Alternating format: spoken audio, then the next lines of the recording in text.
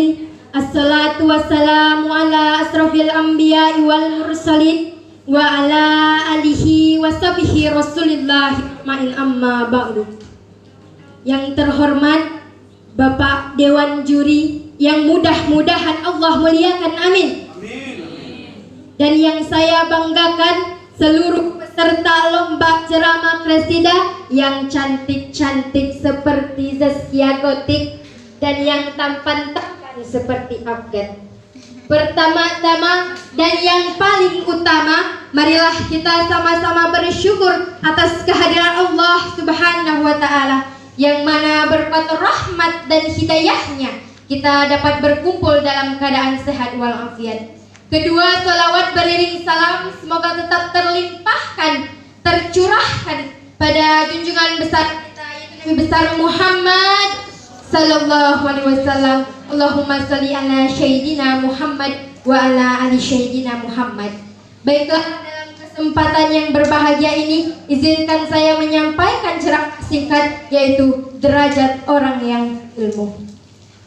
Hadirin rahimakumullah, marilah kita sama-sama menelaah suatu ungkapan. Belajar di waktu kecil bagaikan mengukir di atas batu. Belajar sesudah dewasa laksana melukis di atas air.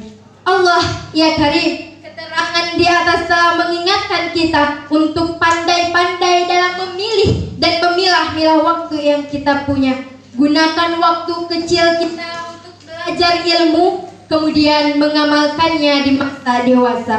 Masa kecil kita miskin, tetap mencari ilmu. Masa kecil kita yatim, tetap mencari ilmu. Tak ada kompromi dan tak ada tawar-menawar. Masa kecil kita, mari kita gunakan untuk mencari ilmu. Setuju? Bapak, Ibu, dan teman-teman yang saya banggakan, mengapa saya sampaikan demikian? Karena sedikit orang yang menyadari bahwa belajar harus dimulai dari waktu kecil. Banyak orang yang menunggu dewasa, banyak orang yang menunggu kaya baru mau pergi ke majelis talim, betul? Tuh kan para pelakunya mengaku. Sekarang kita belajar ilmu di waktu kecil bagaikan mengukir nama kita di atas batu. Hari ini kita mengukir 10 tahun, 20 tahun yang akan datang, ukiran itu tidak akan hilang. Sekarang kita gunakan kaki kita, daripada sibuk mengejar keinginan di dunia, lebih baik langkahkan ke majelis talim. Kita gunakan telinga kita, daripada sibuk mendengar keburukan orang lain, lebih baik kita dengarkan nasihat dari guru-guru kita. Bu, Pak, sekarang kalian antarkan anak kalian ke pesantren dengan perasaan sedih, menangis, bercucuran air mata, mengingat dan membayangkan mereka akan jauh dari kasih sayang kalian sebagai orang tua, mengingat dan membayangkan mereka akan makan seadanya, tidur beralaskan tikar, berselimutkan kain sarung. Namun percayalah, kelak di masa yang akan datang kalian akan tersenyum bahagia karena melihat anak yang kalian antarkan ke pesantren menjadi anak yang soleh dan berilmu. Amin amin ya rabbal. Hadirin yang saya banggakan, itulah keutamaan orang yang belajar ilmu di waktu kecil. Sulit memang, susah iya, tapi kita akan merasakan manfaatnya di masa yang akan datang. Berbeda dengan orang yang belajar ilmu ketika sudah dewasa, seperti ungkapan di atas, laksana melukis di atas air. Saat ini tulisannya ada, saat ini pula tulisannya menghilang. Saat ini kita belajar, saat ini pula kita lupa akan pelajaran yang baru kita dapat. Itulah kerugian orang yang belajar ilmu ketika sudah dewasa. Oleh karena itu, gunakanlah waktu kita sebaik mungkin untuk mencari ilmu. Yang jadi pertanyaannya hadirin, mengapa kita diwajibkan untuk mencari ilmu? Ini karena ada satu keterangan yang mengatakan bahwa barang siapa yang beribadah tanpa menggunakan ilmunya, maka amalnya akan ditolak dan tidak akan diterima. Na'udzubillah summa na'udzu. Hadirin, ibadah kita, sholat kita, puasa kita, bahkan ibadah haji kita tidak akan bernilai di hadapan Allah jika dalam pelaksanaannya tidak disertai dengan ilmu. Mengapa kita diwajibkan untuk belajar? Ini karena Allah telah memberikan penawaran yang sangat precious.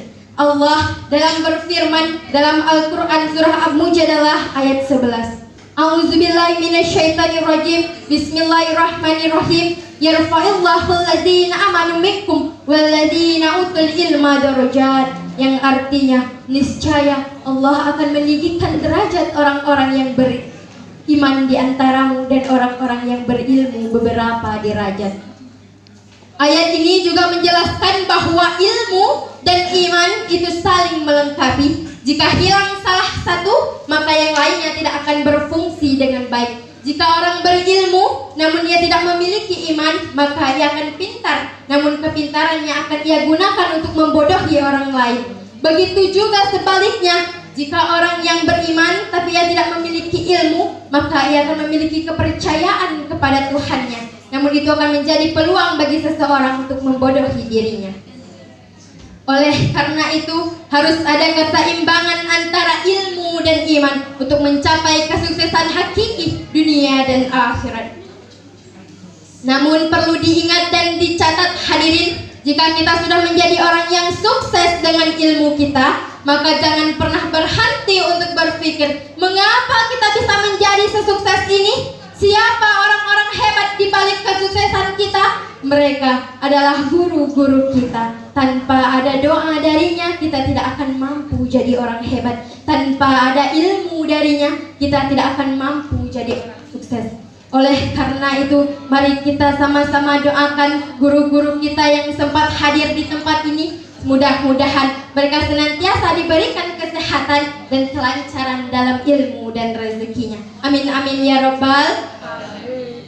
Sebagaimana kesimpulannya adalah ilmu pengetahuan tanpa ilmu agama itu buta, dan ilmu agama tanpa disertai dengan ilmu pengetahuan itu lumpuh. Dan ingat, Allah akan meninggikan derajat orang yang berilmu. Demikian dari saya, wabillahi taufiq wal hidayah. Wassalamualaikum warahmatullahi wabarakatuh.